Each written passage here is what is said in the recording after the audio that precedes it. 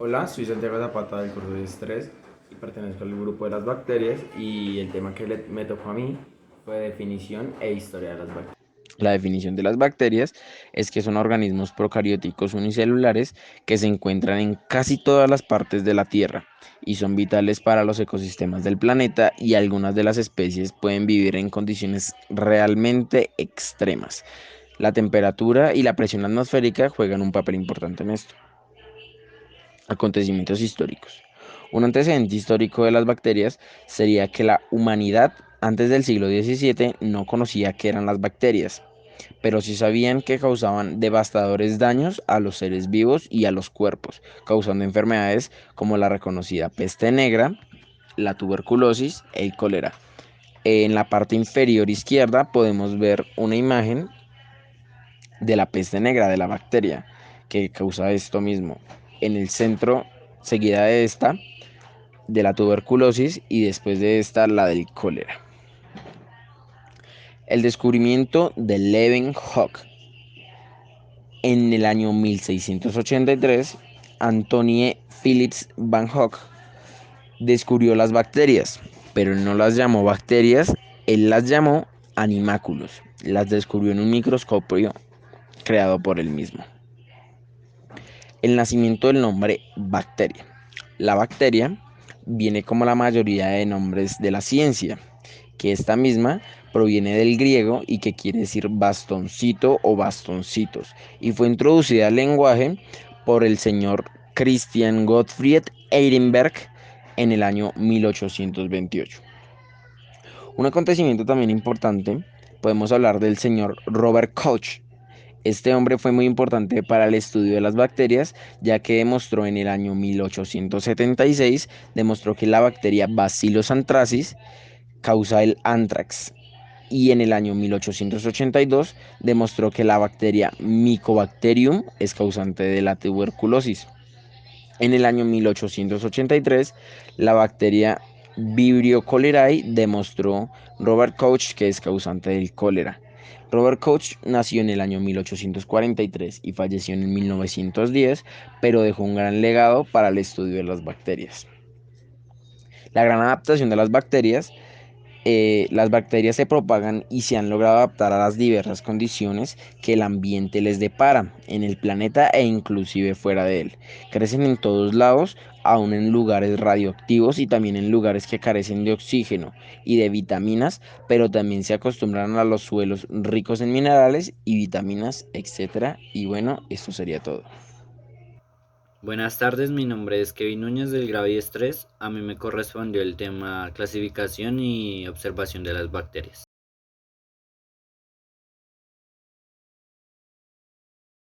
Las bacterias se clasifican en 5 tipos. En primera instancia tenemos según su forma, en las cuales encontramos los denominados cocos. Estas son bacterias que tienen forma esférica y pueden vivir como células individuales, pero también agruparse entre ellas para hacer formaciones. En los cocos podemos encontrar subdivisiones como los diplococos, los cuales son cocos que se forman en dos, o sea, se unen. También sarcinas, que son cocos en grupos de cuatro. Estreptococos, los cuales son cocos que se forman en cadenas. Y estafilococos. Estos son cocos en agrupaciones irregulares. En según su forma, también tenemos los bacilos. Estos son llamados así para describir a aquellos que tienen una forma de bastón. Tenemos los helicoidales, que son los que tienen una forma de espiral, y estos se subdividen en el espirilo, que es el único de su familia y tiene además un diámetro muy pequeño. Las espiroquetas, que son alargadas y enrolladas, pero en forma de espiral. Y por último, el vibrio, que son bacterias, los cuales se encuentran natural y comúnmente en un clima más caluroso. Según su pared celular, aquí encontramos las gram positivas, las cuales son unas que tienen la pared celular gruesa, también tienen numerosas capas de peptidoglucano y unos ácidos que se llaman teicoicos y lipoteicoicos, los cuales sirven como un quelante para ciertos tipos de adherencia.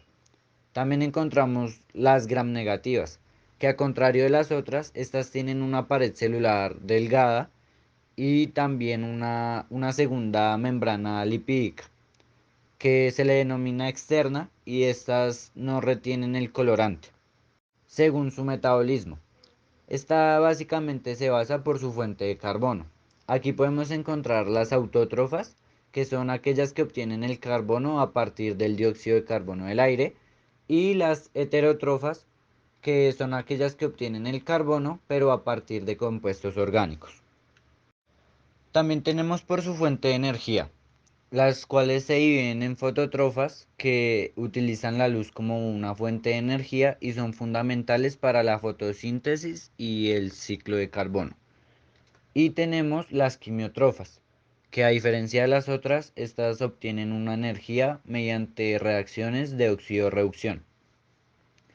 Y se dividen en dos tipos: quimiolitotrofas, las cuales utilizan donadores electrónicos inorgánicos, como lo son el hidrógeno aminoácido o el azufre, y las quimiorganotrofas, las cuales utilizan la glucosa o algunos compuestos orgánicos como donadores de electrones. Y por último, por su aceptor de electrones, que se les conoce así comúnmente por su forma de respiración. Estas bacterias heterótrofas se pueden dividir en dos: en aerobias, que son aquellas que pueden crecer y vivir cuando hay oxígeno presente, y las anaerobias, que son aquellas que no necesitan ese oxígeno para poder subsistir. Y por último, les mostraré ejemplos de las bacterias ya mencionadas. Empezaremos con los cocos. Aquí podemos ver a las Streptococcus pyogenes, Haemophilus influenzae, Streptococcus pneumoniae, Neisseria gonorrhoeae y Neisseria meningitidis. Seguimos con los diplococos. En las gram negativas podemos encontrar los géneros Neisseria y Moraxella. Y en los gram positivos tenemos los géneros Streptococcus y Enterococcus. Luego los estreptococos. Aquí podemos encontrar los Streptococcus pyogenes, Streptococcus agalactiae y Streptococcus pneumoniae. Seguimos con los ejemplos de los estafilococos. Aquí tenemos a los Staphylococcus aureus, Staphylococcus epidermis, Staphylococcus lugdunensis y Staphylococcus saprophyticus. En los bacilos encontramos a bacilo de Aertriche, bacilo de Bank, bacilo de Ducrey, bacilo de Ebert, bacilo de Nicolaer, bacilo de Hanser, bacilo de Klebsiella y bacilo de Koch. En las helicoidales tenemos las especies del género Spirillum y las especies del género Campylobacter, como el Campylobacter jejuni.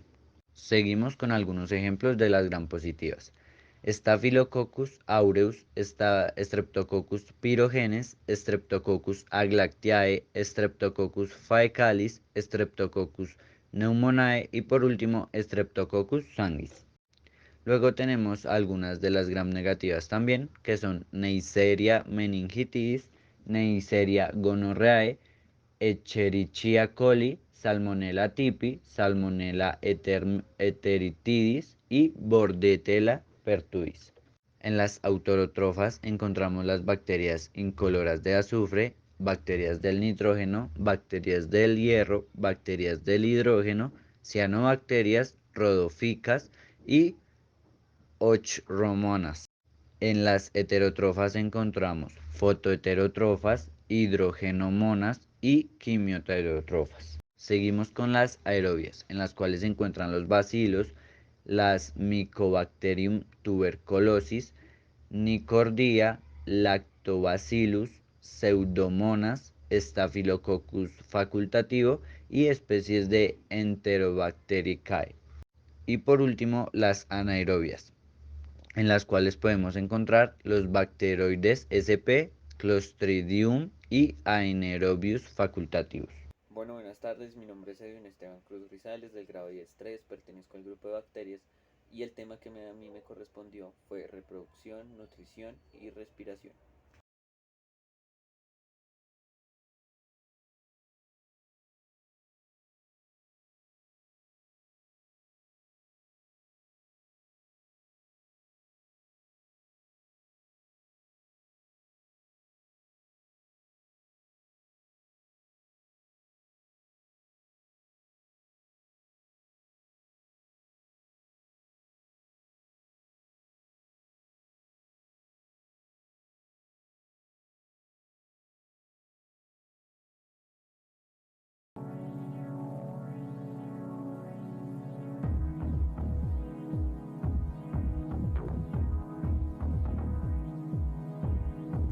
¿Cómo se alimentan las bacterias?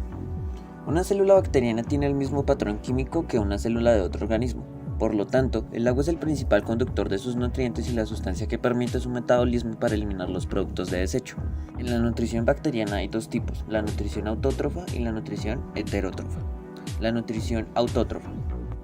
Para la nutrición autótrofa, estas bacterias no necesitan recurrir a otros seres vivos, sino que este tipo de organismos son capaces de producir su propio alimento y una vez así toman las sustancias inorgánicas, las transforman en alimento orgánico dentro de su cuerpo. Nutrición heterótrofa. El tipo de nutrición heterótrofa en bacterias es también denominado saprotrófico, puesto que es el relativo a organismos alimentados por materias orgánicas en descomposición o bien por restos orgánicos muertos, como también sucede con larvas, hongos, mohos y levaduras, además de darse en este tipo de bacterias. A diferencia de la nutrición autótrofa, en la nutrición heterótrofa las bacterias transforman la materia orgánica en nutrientes y energía. ¿Cuál es la fuente de energía de las bacterias? Independientemente del modo de nutrirse de cada tipo de bacteria, estas pueden adquirir tanto su energía como los nutrientes que necesitan a través de la fotosíntesis. Esta es otra forma de obtener nutrientes y energía que puede ser a través de la descomposición de desechos y organismos muertos, así como mediante la descomposición de compuestos químicos. Así, al margen de ello, y en lo que respecta a la producción de energía como dato curioso, tienes que saber que hay dos tipos de bacterias, simógena y púrpura, que son capaces de producir hidrógeno a partir de desperdicios orgánicos. Así, esto significa que de los propios restos de comida, estos tipos de bacterias permiten utilizar enzimas sobrantes para la recuperación de ciertos metales, y además de resultar útiles para fabricar celdas de combustible que conviertan el hidrógeno en energía. ¿Cómo respiran las bacterias? Todos los seres vivos deben tener una constante fuente de energía para mantener las más básicas funciones vitales.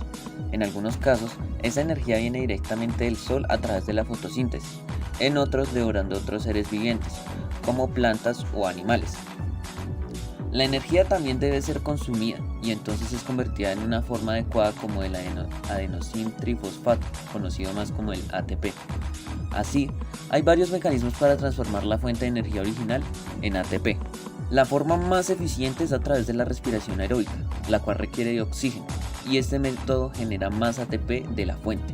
Sin embargo, si no hay oxígeno disponible, los organismos pueden utilizar otros mecanismos para convertir la energía, y los procesos que no necesiten oxígeno se llamarían anaeróbicos. En la respiración de las bacterias existen dos tipos, la respiración aeróbica y la respiración anaeróbica. La respiración aeróbica es que la glucosa de los alimentos es transformada en dióxido de carbono y agua por oxidación. Así a la vez producen una cantidad considerable de energía que los organismos almacenan en moléculas ATP. Todo este proceso se lleva a cabo de una parte de las células llamadas mitocondria. La mayoría de los seres vivos utilizan la respiración aeróbica para liberar energía. Los humanos y demás mamíferos, los reptiles, las aves, los anfibios, los peces y los insectos emplean este tipo de respiración para obtener energía. Respiración anaeróbica. Los microorganismos transforman la glucosa de los alimentos en etanol y dióxido de carbono para liberar energía. Así, esta energía es usada por los organismos para su supervivencia. Así también, la respiración anaeróbica produce menos energía en forma de ATP que la respiración anaeróbica. Reproducción de las bacterias. Existen dos tipos, la bipartición y la reproducción parasexual. En la bipartición, mediante este mecanismo se obtienen dos células hijas con idéntica información en el ADN circular, entre sí y respecto a la célula madre, y de contenido citoplasmático celular similar. Las células hijas son clones de la progenitora, y al final del proceso el mesosoma se une al resto de la membrana plasmática y se forman dos células hijas genéticamente iguales. Reproducción parasexual. Estos procesos son la transformación, la transducción y la conjugación. En la transformación podemos ver que fragmentos de ADN que pertenecen a células lisadas, o sea, rotas, se introducen en células normales. Así, el ADN fragmentado recombina el ADN de la célula receptora, provocando cambios en la información genética de esta. En la transducción, cuando una célula es atacada por un virus bacteriófago, la bacteria genera nuevas copias de ADN vírico. En la fase de ensamblaje se pueden introducir fragmentos de ADN bacteriano en cápsida del virus. Los nuevos virus ensamblados infectarán nuevas células. Conjugación. La bacteria F positiva se une a la bacteria F negativa mediante uno de sus pili. A través de él introduce una hebra de plásmido F, de forma que la bacteria F negativa se convierte en bacteria F positiva. Entonces, la bacteria donadora denominada HFR, de esta forma, la bacteria HFR puede donar a otras células cualquier gen de su ADN. Muy buenas tardes, mi nombre es Nicola Llana Colorado. El tema que les voy a hablar es la importancia de las bacterias y cómo nos favorece en la vida humana. Antes de empezar, vamos a hablar un poquito sobre los beneficios y funciones de las bacterias. Como sabemos, hay bacterias malas y bacterias buenas. También debemos saber, y es lo más importante, que el 90% de nuestro cuerpo presenta en su estructura bacterias. Hay demasiadas bacterias en nuestro cuerpo que son necesarias, que son importantes para nuestro cuerpo. Por ejemplo, una de ellas son las que están en nuestro estómago. ¿Por qué? Sin ellas no pudiéramos digerir alimentos, no pudiéramos comer nada, porque ellas nos ayudan a digerir alimentos, nos ayudan a combatir a veces el colon, el estreñimiento o cualquier tipo de enfermedad que tengamos en nuestro estómago. También pues las bacterias pues nos ayuda demasiado porque también con ellas hacen experimentos para ver para qué funciona, qué tipo de bacteria es, para qué nos ayuda a nuestro cuerpo. También las bacterias nos ayudan también demasiado para hacer medicamentos, para, para combatir con otras enfermedades que tiene nuestro cuerpo. También por otro lado, debemos saber que cuando nosotros nos dicen que los medicamentos no tienen bacteria, es mentira, ya que hay muchos medicamentos que se elaboran utilizando bacterias, ya que esos medicamentos que elaboran necesitan de las bacterias para hacerse esos medicamentos. También es necesario tener bacterias en nuestro cuerpo, ya que es necesario tenerlas, ya que nos ayuda a combatir algunas enfermedades que son importantes. Ahorita vamos a hablar también de un poquito de cuál es la función de las bacterias en el cuerpo humano. Como hemos dicho en la partida del video, hay algunas bacterias que son buenas para nuestro cuerpo, que son aquellas que nos ayudan a ingerir alimentos. También hay algunas que nos causan enfermedades. También podemos decir que las bacterias también se utilizan para hacer alimentos saludables como el yogur y el queso, que son los más importantes y algunos que nos ayudan para nuestro cuerpo. También debemos saber que las bacterias más infecciosas son las que se reproducen más rápido en nuestro cuerpo, ya que se pueden reproducir más enfermedades. Ahora vamos a ver unos porcentajes. El 10% de bacterias producen enfermedades. El 90% de bacterias son beneficiosas para nuestro cuerpo.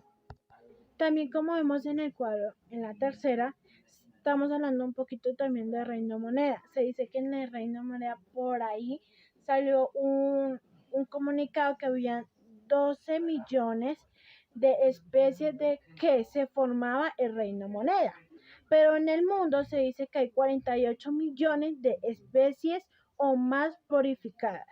También vemos en la cuarta, también las bacterias se pueden cultivar, ya que con ellas se hacen enzimas o medicamentos o otros productos. También se cultivan para estudiarlas o para ver qué tipo de bacteria es.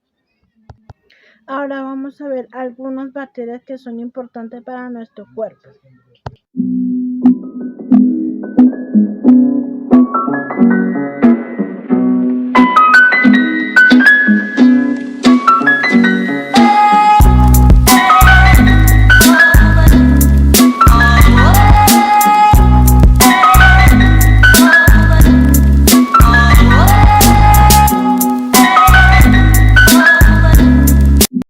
Como sabemos, en las imágenes y las imágenes anteriores, casi todas las bacterias más importantes están en nuestros intestinos, porque son aquellas las que nos ayudan a ingerir los alimentos. Ellas son aquellas las que nos ayudan a digerir los alimentos y nos ayudan a prevenir algunas enfermedades. A continuación vamos a ver algunos alimentos que serían imposibles sin la ayuda del hongo y la bacteria. Como estos alimentos, el pan, el yogur, el encurtido, el queso, el vino, el vinagre, el miso, la salsa de soya y la aceituna. Bueno, ya como sabemos todo esto, hay que saber que las bacterias son importantes para nuestro cuerpo, ya que las necesitamos. También hay que dejar ya de tenerle miedo a las bacterias, ya que son importantes, ya que nuestro cuerpo ya es casi hecho de bacterias y en el día a día combate con bacterias. Y están en todas partes, están en nuestros alimentos, también en estos medicamentos, ya que todo tipo de medicamentos contienen bacterias y ya que las necesitamos para nuestro cuerpo. Buenas tardes, mi nombre es Cristina Ramírez del curso 1003 y junto con mi compañero Dylan Afanador nos correspondió el tema de perjuicios que ocasionan las bacterias al ser humano. Perjuicios que ocasionan las bacterias al ser humano. Descripción. Las bacterias son los organismos más abundantes del planeta y juegan un papel muy importante en nuestra evolución. Es un dato importante saber que para las bacterias es muy fácil adaptarse a cualquier tipo de clima. Por ello, es que todo lo que nos rodea está lleno de bacterias. Existen 16.000 especies de bacterias, de las cuales solo el 3% de bacterias son patógenas, lo que quiere decir que solo 538 bacterias son parásitas y son las que nos causan enfermedades. Pero, ¿cómo podemos prevenirlas? Primero, haciendo limpieza antes de entrar a la casa y manteniendo la higiene. Segundo, tener utensilios de desinfección. Tercero, secar las superficies antes de limpiar y desinfectar. Cuarto, aseándonos a nosotros mismos. Quinto, lavando las manos antes de comer. Y sexto, desinfectando bien los alimentos antes del consumo. A continuación presentaremos el top de las 15 bacterias más dañinas para el ser humano. En el primer lugar tenemos a Bacillus cereus, que es el agente bacteriano que causa importantes enfermedades de transmisión alimentaria en las personas, esto por medio de esporas. Es formadora de toxinas termoestables las cuales contaminan los alimentos. Es un patógeno esporular, ubicuitario en el medio ambiente y se encuentra en suelos, aguas y habitualmente en una gran variedad de materias primas y productos tanto de origen vegetal como animal. Las personas que consumen esta comida infectada sufren dos tipos de infecciones alimentarias, que son intoxicación emética y toxinfección gastrointestinal. La intoxicación emética es debida a la ingesta de la toxina formada en el alimento caracterizada por náuseas y vómitos. La toxinfección gastrointestinal es debida a la ingesta de células y esporas de la bacteria Bacillus cereus que producen enterotoxinas en el intestino delgado, caracterizada por diarrea, náuseas y dolores abdominales. Como podemos observar, hay imágenes de la bacteria Bacillus cereus.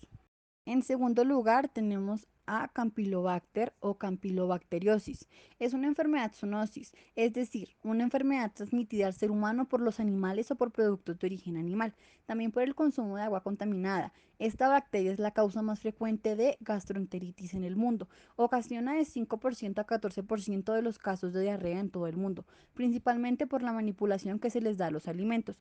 Los síntomas son diarrea, fiebre, malestar general, náuseas o vómitos y dolor abdominal. Estos se hacen presentes 5 días después. Como podemos observar en la diapositiva del lado izquierdo, vemos una imagen de la enfermedad gastroenteritis, que es la que produce esta bacteria, y del lado derecho está una imagen de este agente bacteriano. En el tercer lugar tenemos a Streptococcus pneumoniae. Es un microorganismo patógeno capaz de causar en humanos diversas infecciones y procesos invasivos severos. Es la principal causante de neumonía, la segunda de meningitis y más del 50% de otitis medias y sinusitis las ocasiona ella. Junto con la tuberculosis, es una de las principales causas de muerte por infección. Como vemos, del lado izquierdo tenemos una imagen que muestra la neumonía, que es una de las enfermedades que causa este agente bacteriano, y del lado derecho está la imagen de la bacteria. En el cuarto lugar tenemos a Pseudomonas aeruginosa. Esta bacteria puede causar infecciones de vías aéreas superiores, como por ejemplo otitis, infecciones de las válvulas cardíacas, infecciones de vías urinarias, infecciones de heridas quirúrgicas en pacientes postoperados, infecciones pulmonares como la neumonía en pacientes que utilizan ventilación mecánica. La transmisión se produce principalmente a través del contacto con la piel lesionada o reblandecida y de las mucosas con el agua o con los objetos contaminados. Bueno, si observamos la diapositiva, del lado izquierdo vemos una imagen de la bacteria y del lado derecho vemos esta en el cuerpo humano, la infección que causa en la piel. En el quinto lugar tenemos a Enterococcus faecium. Son microorganismos anaeróbicos facultativos gram positivos. El Enterococcus faecium causa diversas infecciones, entre ellas endocarditis, infecciones urinarias e intraabdominales, prostatitis, celulitis e infecciones en las heridas.